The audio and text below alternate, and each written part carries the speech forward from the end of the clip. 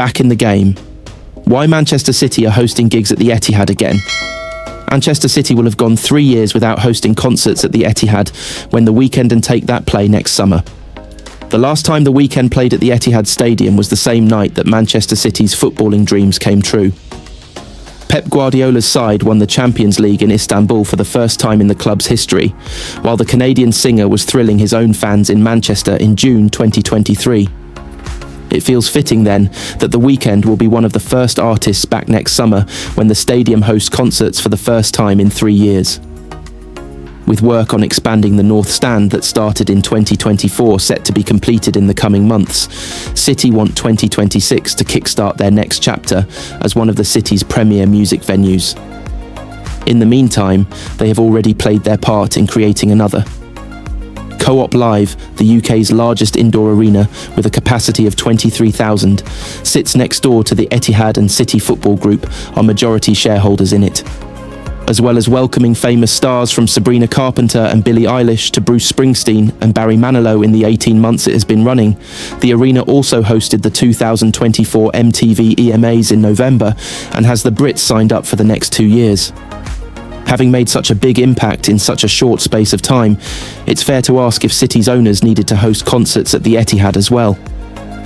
The reality is that being able to offer both venues gives them the biggest chance of making use of their space.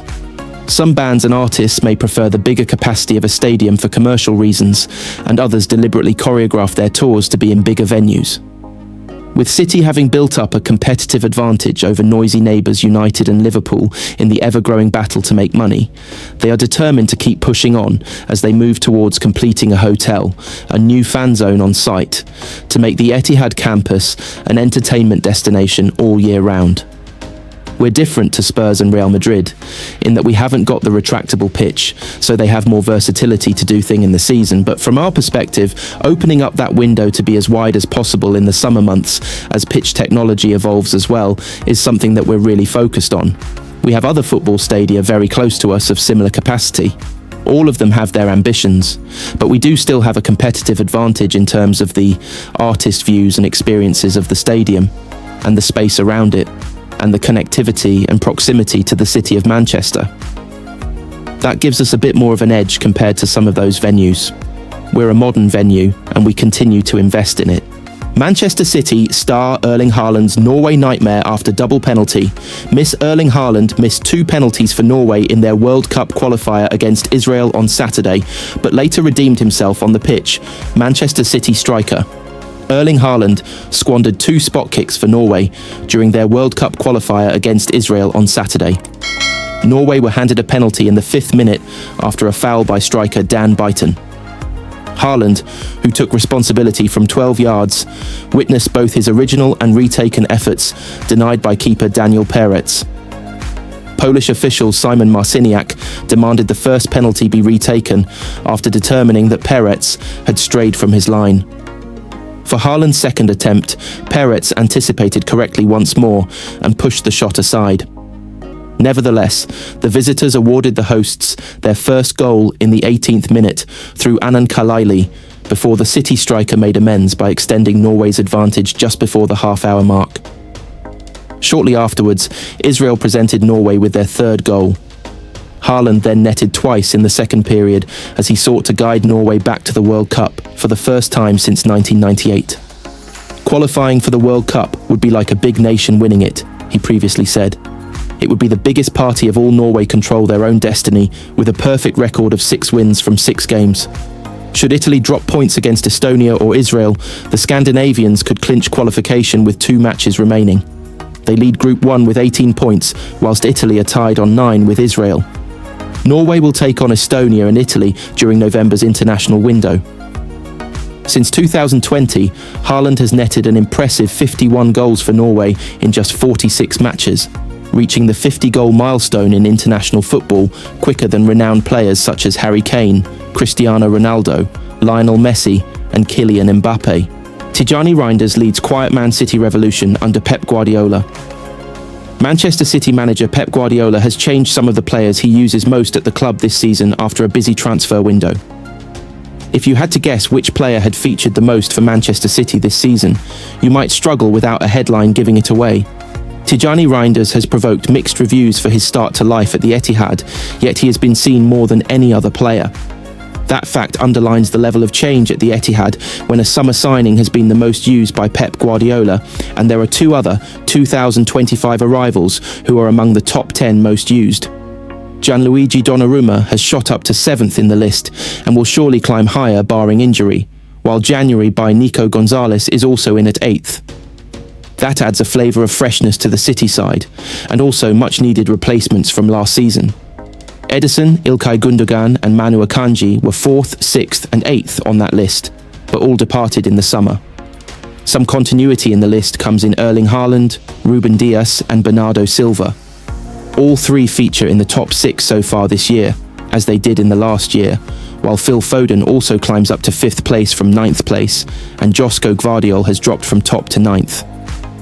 Otherwise, new entries are Nico O'Reilly 4th and Jeremy Doku 10th, with Rico Lewis and Mateo Kovacic falling out of the top 10. Lewis hasn't started a league game since Tottenham in August, and Kovacic hasn't played a single minute yet after Achilles surgery in the summer. The players Guardiola has used the most has welcomed new faces into the team, but has also quietly brought the age of the team now. From an average age of 26.9 last year for the starting core, that has now come down to 25.1. That may not seem like much difference. Age doesn't matter as much as who can kick the ball in the net or keep it out of the net. But given the manager's concerns last season about being overrun in midfield, age does become an important factor, and small changes can make big differences. Part of Hugo Viana's remit when he came into the club in January to succeed Txiki Begiristain as sporting director in January was to bring down the collective age of a team who had grown old together. Gonzalez and Abdulkadir Kusanov were brought in at the start of the year, and Kevin De Bruyne was allowed to leave on a free transfer before the summer transfer window had opened. Reinders, at 27, will not dramatically bring any team averages down on his own, and is one of the players, like Omar Marmoush, who have been brought in as established players looking to take the next step in their careers. Reinders, being 6 years younger than Gundogan in midfield, could make a significant difference. His running helping the team, even if radar for goal could have been better since the opening day. City refreshing their team, and squad may not be the biggest story around them this season, especially if Erling Haaland continues to score at an astonishing rate. But their transition under Guardiola and Viana is showing promise. Life and death, how Erling Haaland became even better at Manchester City. Striker Erling Haaland is in the best form of his life, and a number of changes in the last year have helped that. There is a deep irony in Erling Haaland's route to happiness. The Manchester City striker has searched the earth to reach perfection in his bid to make good on his generational talent, immersing himself in the science of biohacking to gain as many advantages as he can.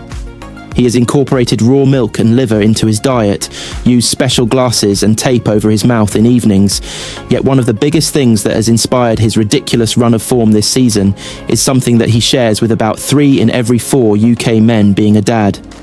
"I've never felt better than I do now," he said at Brentford after scoring his 18th goal of the campaign for club and country in his 11th game. "I think it's about preparation first of all, getting ready for the games. You can be physically ready, but you need to be mentally ready as well. And to be honest, I think with a kid, it makes me even better because I actually disconnect more than ever. I don't think of football at all, which sometimes when you're younger, you think of this and that, and maybe worry a little bit about things. But when I go home, I relax even more. So I think I need to give a shout out to my son. Many will know all too well what Haaland means when he talks about his child leaving him too short of time to think about anything else at home. But it is curious nonetheless for someone as intrigued in performance as the Norwegian, is that something that has been around since Adam and Eve can have as big an impact as the latest advancements that science and technology can offer. Haaland's son is not the only reason for his form, but it contributes to a life that is wholly more settled now than it was last season when he underperformed with a mere 31 goals for City. Such an assessment of last year may still seem harsh, but it has to be for the talent Haaland has. And the fact he already has 12 goals for his club this season reflects that. Haaland loves being a dad and is even more settled with his partner Isabel in a leafier part of Greater Manchester than the city centre apartment that they first lived in after he signed for the club in 2022. They are happier there for this stage of their life, and while becoming parents changes things forever, it brings stability as well as happiness after the worries that can come with pregnancy. If birth is a life-changing event, so too is death. Haaland went unashamedly deep in a recent interview with Norwegian broadcaster NRK when he covered a subject that doesn't tend to come up in a flash interview after a game. "I'm actually a bit afraid of death because I don't know what happens," he said. "It's a little scary when you lie alone in bed before falling asleep and think, what will happen on the day I die? Will you go to heaven? Will you go to hell? Where will you go?" Haaland has had to think about death over the last year because he has grieved for a close friend. Ivar Egger, his dad's best friend, and one of few people trusted to be a member of the footballer's inner circle, passed away last September at the age of 59. Nobody knows how a 24-year-old will be impacted by the loss of somebody who was like an uncle to him, but those close to him suggest it did take a toll on even someone as mentally strong as Haaland. As he was trying to hold City together last season, he was also working through a lot of things in his personal life that he had no control over.